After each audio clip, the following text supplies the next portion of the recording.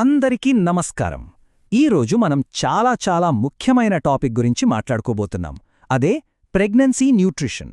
అంటే ఆరోగ్యం for two, తల్లి బిడ్డ ఇద్దరి ఆరోగ్యమన్నమాట. కాబోయే తల్లిదండ్రులు తప్పకుండా తెలుసుకోవాల్సిన ఈ విషయాలను ఇప్పుడు వివరంగా చూద్దాం. ఈ డౌట్ చాలామందికొస్తుంది కదూ.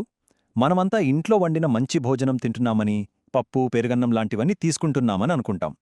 మరి అలాంటప్పుడు ఈ టాబ్లెట్స్ ఎందుకు అనిపిస్తుంది. మన సాంప్రదాయ భోజనం మీద మనకున్న నమ్మకమది.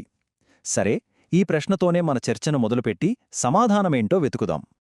ఈరోజు మనం ఏం మాట్లాడుకోబోతున్నామంటే, ముందుగా ఆరోగ్యకరమైన ఆహారం గురించిన ఒక అపోహను చూస్తాం. తర్వాత విటమిన్ బి12, విటమిన్ డి లోపాల గురించి తెలుసుకుంటాం. ఆ తర్వాత దీని ప్రభావం ఎంత దూరం ఉంటుందో చూసి చివరగా ఒక స్మార్ట్ యాక్షన్ ప్లాన్తో ముగిద్దాం. సరే, మరి మొదటి టాపిక్లోకి వెళ్ళిపోదాం. మనం ఎంతో ఆరోగ్యకరం అనుకునే మన ఇంటి భోజనంలో కూడా మనకు తెలియకుండానే కొన్ని పోషకాహార లోపాలు ఉండే అవకాశముందే. ఏంటి, నమ్మలేకపోతున్నారా? అదేంటో చూద్దాం. దీన్నే వెజిటేరియన్ క్రైసిస్ అని పిలుస్తున్నారు. అదేంటబ్బా అనుకుంటున్నారా? చాలా సింపుల్. ఒకప్పుడు మన పూర్వీకులు పొలంలో పండిన వాటినే నేరుగా తినేవాళ్లు. ఆ మట్టిలో ఉండే మంచి బ్యాక్టీరియా ద్వారా వాళ్లకు కావలసిన పోషకాలన్నీ అందేవి. కానీ ఇప్పుడు మన లైఫ్ స్టైల్ మారింది. అన్నీ చాలా శుభ్రంగా, నీటిగా ఉంటున్నాయి. దీనివల్లేమవుతోందంటే, మనం హెల్తీ వెజిటేరియన్ ఫుడ్ తింటున్నా కూడా కొన్ని ముఖ్యమైన పోషకాలు మనకు అందట్లేదు. ఈ గ్యాప్ గురించే ఇప్పుడు మనం డీటెయిల్డ్గా చూడబోతున్నాం. సో ఈ గ్యాప్లో మనం మాట్లాడుకోవాల్సిన మొదటి హీరో విటమిన్ బి12. దీన్ని కనిపించని ఆకలి అని కూడా అంటారు. ఎందుకలా? ముఖ్యంగా వెజిటేరియన్స్కి ఇది ఎందుకు ఒక పెద్ద సవాలుగా మారిందో ఇప్పుడు చూద్దాం. అసలు ఈ విటమిన్ బి12 ఎందుకంత ఇంపార్టెంట్? ఇది రెండు ముఖ్యమైన పనులు చేస్తుంది.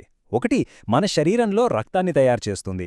రెండు, కడుపులో పెరుగుతున్న బిడ్డ బ్రెయిన్, నరాల వ్యవస్థ డెవలప్మెంట్కి ఇది చాలా అవసరం. ఒక రకంగా ఇదొక బిల్డింగ్ బ్లాక్ లాంటిదన్నమాట. మరిక్కడ అసలు పాయింట్ ఏంటంటే, బి12 మొక్కల్లో దొరకదు, అస్సలు దొరకదు. ఇది కేవలం బ్యాక్టీరియా మాత్రమే తయారు చేస్తుంది. ఇప్పుడు చెప్పబోయే నెంబర్ కొంచెం షాక్ ఇవ్వచ్చు, కానీ ఇది నిజం.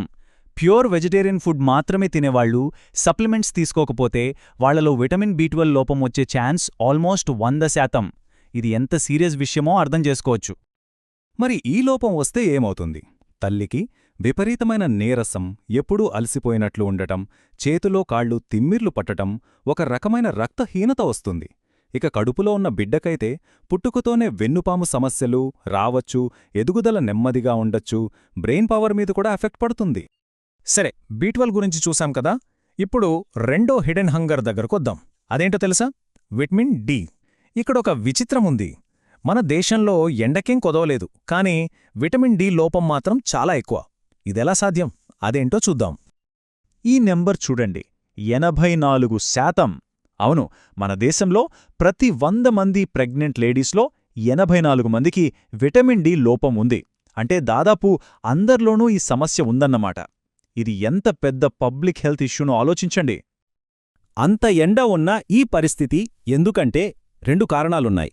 ఒకటి, మన స్కిన్ కలర్. మన చర్మంలో ఉండే మెలనిన్ ఒక న్యాచురల్ సన్బ్లాక్లా పనిచేసి విటమిన్ డి తయారీని 95% వరకు బ్లాక్ చేస్తుంది. రెండోది, మన లైఫ్ స్టైల్, కాలుష్యం. మరి ఇది ఎందుకంత ముఖ్యం? సింపుల్గా చెప్పాలంటే విటమిన్ డి ఒక తాళం చెవిలాంటిది. మనం ఎంత కాల్షియం తీసుకున్నా ఆ కాల్షియం ఎముకల్లోకి వెళ్ళి వాటిని బలంగా మార్చాలంటే ఈ తాళం చెవి కావాల్సిందే. లేకపోతే తీసుకున్న కాల్షియం అంతా వేస్ట్. అంతేకాదండోయ్, ఈ లోపం వల్ల ప్రెగ్నెన్సీలో బీపీ వచ్చే రిస్క్ 40% పెరుగుతుంది. ఇది ఐరన్ డెఫిషియన్సీని, అంటే రక్తహీనతను ఇంకా పెంచుతుంది. మరి లోపం ఎక్కువగా ఉంటే పుట్టిన వెంటనే బేబీస్కి ఫిట్స్ వచ్చే ప్రమాదం కూడా ఉంది. ఇప్పటిదాకా మనం ప్రెగ్నెన్సీ టైంలో వచ్చే సమస్యల గురించి మాట్లాడుకున్నాం. కాని ఈ పోషకాహార లోపాల ప్రభావం కేవలం ఆ 9 నెలలకే ఆగిపోదు.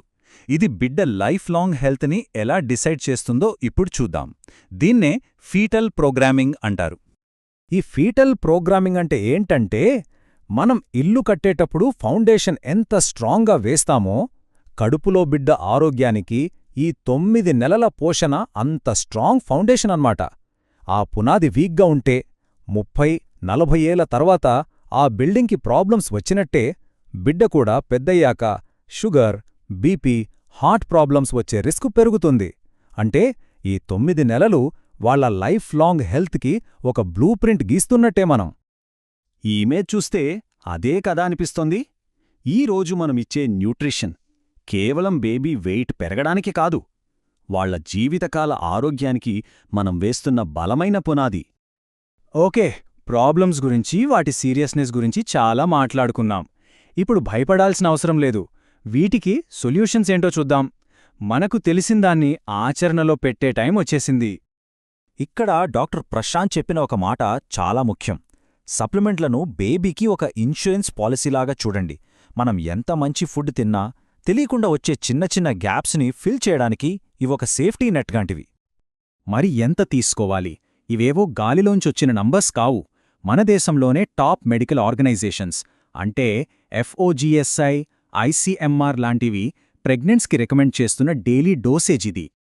సప్లిమెంట్స్ ఒకవైపు, మరోవైపు మన లైఫ్ స్టైల్లో కూడా కొన్ని సింపుల్ మార్పులు చేసుకోవచ్చు.